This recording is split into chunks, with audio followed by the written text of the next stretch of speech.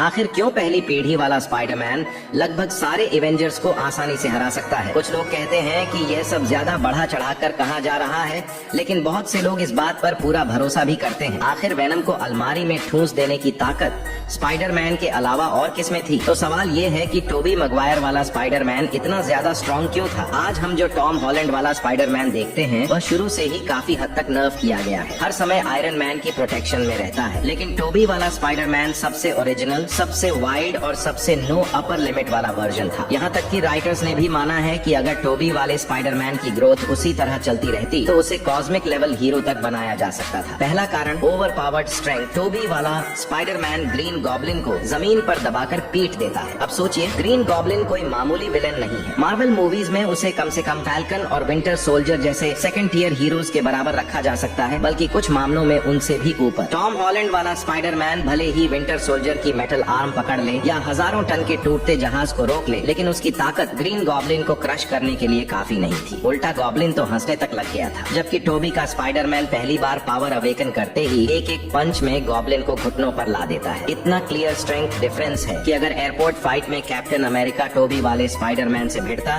तो रनवे के नीचे दबा हुआ कैप नहीं बल्कि स्पाइडरमैन होता। दूसरा कारण insane body durability. Marvel movies में ज्यादातर स्पाइडरमैन बुलेट और मिसाइल से बचने के लिए सूट पर डिपेंड करता है, लेकिन टोबी वाला स्पाइडरमैन सीधे फेस से पंपकिन बॉम्ब झेल लेता है। याद रखिए, ग्रीन गॉब्लिन सीरम लेने के बाद भी हैरी ऑसबॉर्न उस बॉम्ब से बुरी तरह घायल होकर फेस डैमेज झेलता है, जबकि स्पाइडरमैन को कुछ भी नहीं होता। स्पाइडरमैन 2 में वह चलती ट्रेन को रोकने के लिए सीधे आगे कूद जाता है, पूरी बॉडी से उसे रोकता है। और स्पाइडरमैन 3 में वेनम और सैंडमैन की लगातार मार खाने के बाद भी बेहोश होने की हालत में था, लेकिन जैसे ही हैरी आता है वह फिर से उठकर फाइट करता है जैसे कुछ हुआ ही ना हो। इसीलिए कॉमिक फैंस तक मानते हैं कि Tobey is the most durable live action Spiderman. तीसरा कारण एक्सट्रीम स्पाइडर सेंस। सब जानते हैं कि एंड्रू गारफील्ड वाला स्पाइडरमैन मूवमेंट और एजिलिटी में बहुत तेज था, लेकिन कम लोग जानते हैं कि टोबी वाला उससे भी आगे था। नो वे होम में दोनों ने एक साथ रिएक्ट किया, लेकिन साफ दिखता है कि टोबी का रिएक्शन ज्यादा फास्ट था। चाहे ग्रीन गॉब्लिन हो या डॉक्टर ऑक्टोपस, उसका स्पाइडर सेंस उसे बार बार बचाता है। अगर एवेंजर्स के ज्यादातर मेंबर्स टोबी के सामने आ जाए